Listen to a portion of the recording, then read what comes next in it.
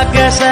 रे तू जाया करती रूठ, मैं भी बोला करता झूठ, रे वो झूठा मूठा प्यार घना अच्छा लागे से।